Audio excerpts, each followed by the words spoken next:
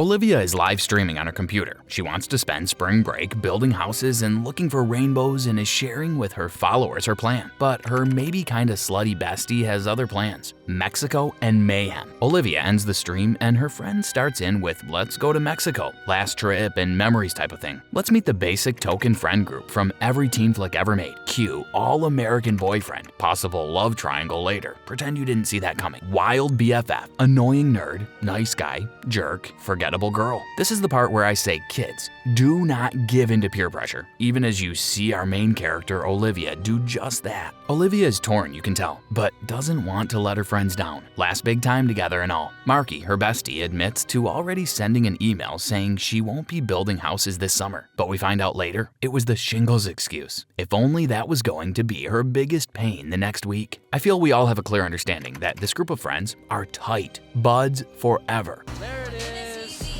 We're in Mexico. We get a clear understanding of the relationship and can already tell who will die first, based on every other horror movie made, ever.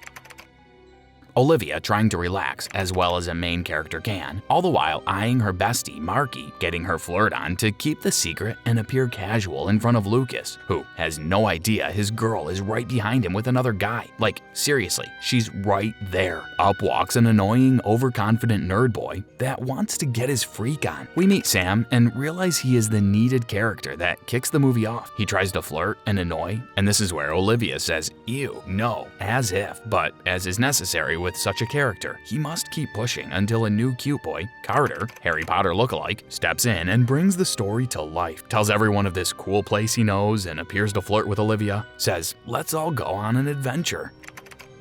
Come on, guys, let's go. The group is sitting around drinking and cutting up, and Sam is of course playing his pervy role perfectly. This is where they decide to play Truth or Dare at Harry Potter, Carter's insistence. The game turns dark and everyone is getting bugged, but trying to keep it light. This is where it surfaces that Olivia may or may not have a thing for Lucas, setting us up for needed tension later. Olivia is not having it. Carter tells them with regret, almost, that he had to get them to play to take over the curse that was put on him and his friends. He says, "Keep playing or else," and runs away. Group is confused and bugged. Olivia's hurt and scared and apologetic. She then sees an image of her friends with way creepy smiley faces, but then she snaps back and they leave. Olivia is back at school with Brad. This sets us up for his secret and one of many scenes with his dad and the fact that he's a cop. It reminds us that Marky may be upset and Olivia starts seeing Truth or Dare signs, but blows it off because she assumes it's someone from the group messing with her. She's working on the tension between her and Marky. Marky is still mourning Dad, and this will all come out later. Olivia is now seeing more Truth or Dare signs that no one else can see. She has words with our nerd trying to be cool, Sam. Don't go anywhere. His 15 minutes of fame is about to happen. You can tell Olivia's getting a bit freaked out, but thinks it's someone in the crew messing with her still. Until...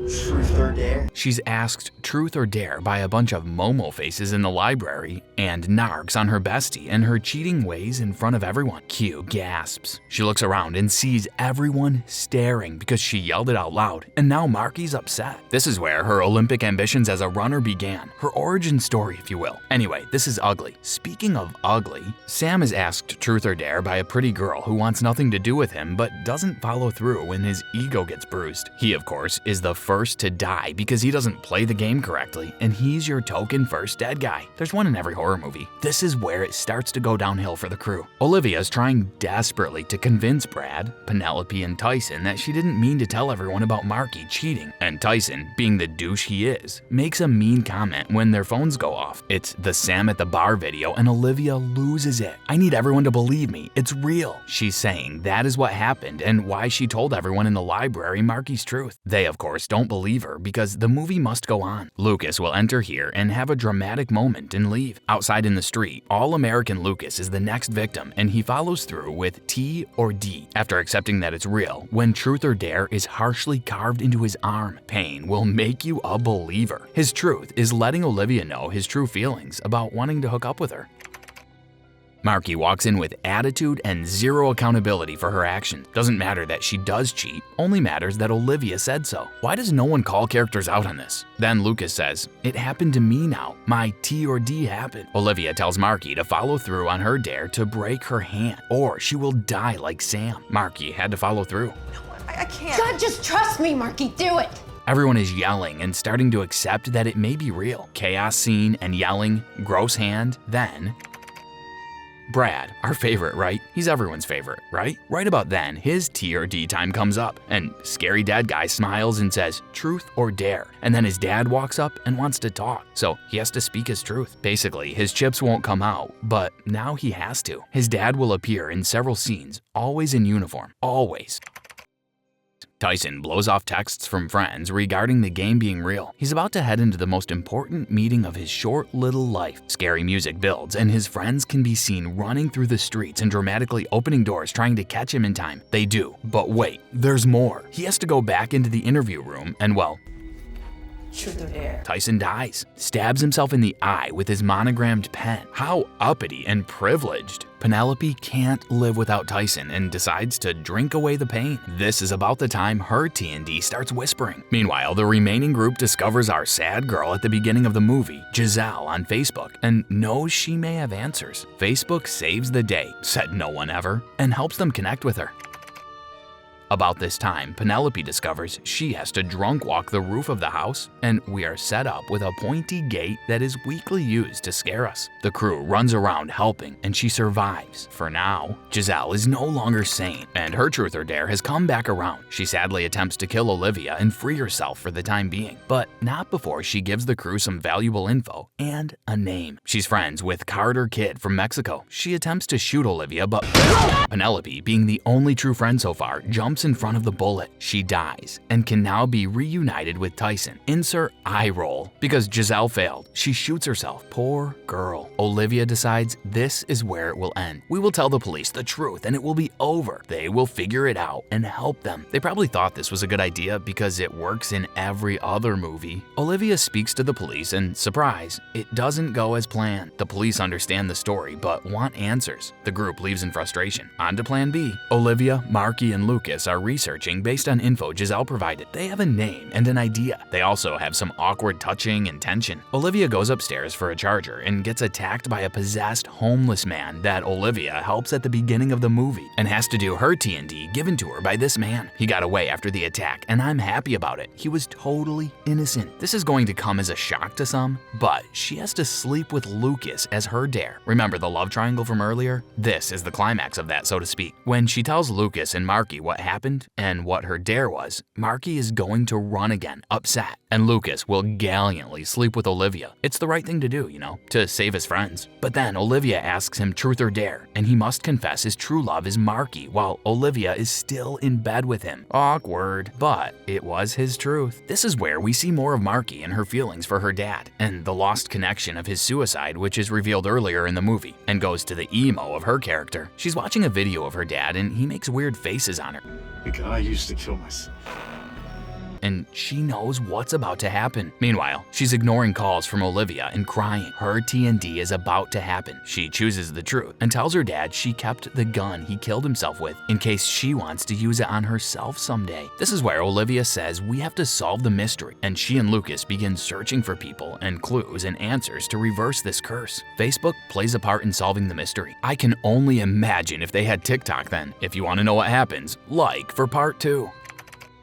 They find the name of the nun that survived from the haunted church and decide to go and find her and get some answers. A young girl answers the door and we find it's the nun's granddaughter and that her grandma no longer speaks. Olivia is like, it's fine, we can communicate somehow, holds up picture inside church of her and her friends and says, my friends are dying, we need some answers. The nun is scared and wants to let the kids know the history. The granddaughter hands Olivia a note that explains it all, and Olivia proceeds to read it aloud for Lucas. The young nun girls were being harassed by the priest at the mission, and they decided to call upon a demon to get the priest in check. I feel like there may have been better avenues to explore before this final option, but I digress. Nun says they unleashed the demon Kalex, and he took their childish game and turned it dark. This is where the game began being played until death, and the only way to end it is to seal a scary pot with a skull and cut out your tongue as an offering. But first, you must repeat the curse reverse. Let's call it 7 times in a row. Now we know why she can't talk. It's not because she enjoys passing notes. It's because she was the original curse creator and had to end the torment. She is writing frantically at this point, very clearly I might add, even in her agitation, and tells them to find the original person who disturbed the pot and have him read the reverse curse and cut out his tongue. Wow, that was intense. Olivia and Lucas are telling Brad what happened, and he's like, well, we have to find Carter, aka Harry P, and he has to undo what he's done. About this time, Brad's dad arrives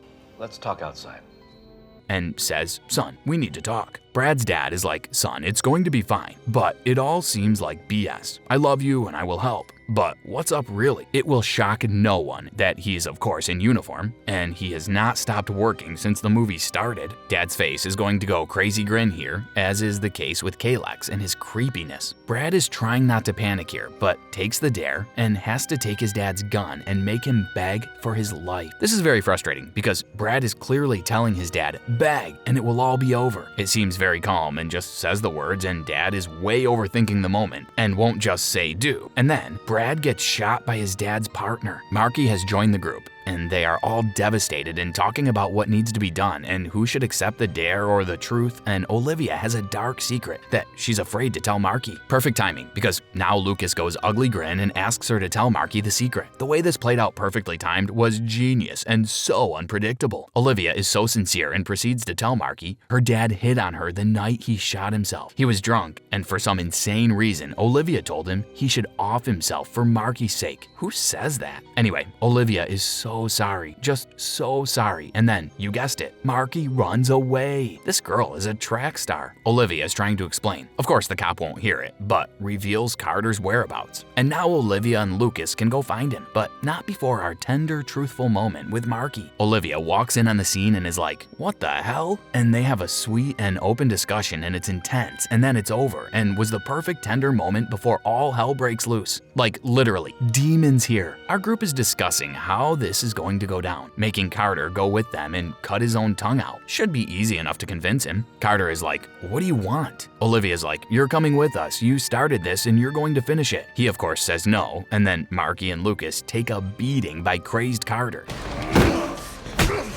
And then sweet little peacekeeping Olivia whips out the gun Marky had earlier and goes all John Wick on him, come with us or else type of stuff. Carter is on his knees and the group is standing around him and he's offering some resistance. But you know, there's a gun, so he has to go along. Olivia is saying, read the words, read them again. Much tension here, and Carter reading is surprisingly good Spanish. And Olivia says, read it 5 more times. So he's reading and disarray is happening, and then Carter needs to cut his tongue out. And of course he's like, no. They tell him he has to. So he starts, and then Lucas goes scary face and stops Carter. Lucas gets the gun and shoots Carter, and Olivia thinks if she can stop the original player line, then it's over. But Lucas has to die. We all saw it coming, and he does, right here. So now it's just our besties looking at each other and trying to decide what to do.